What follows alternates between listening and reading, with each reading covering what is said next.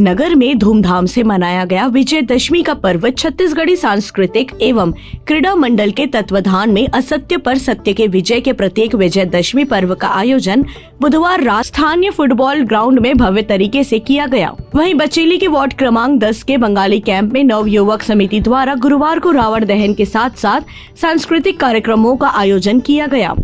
Bengali camp के बच्चों द्वारा रामलीला का आयोजन भी किया गया। भव्य आयोजन को देखने में भारी संख्या में लोग जुटे।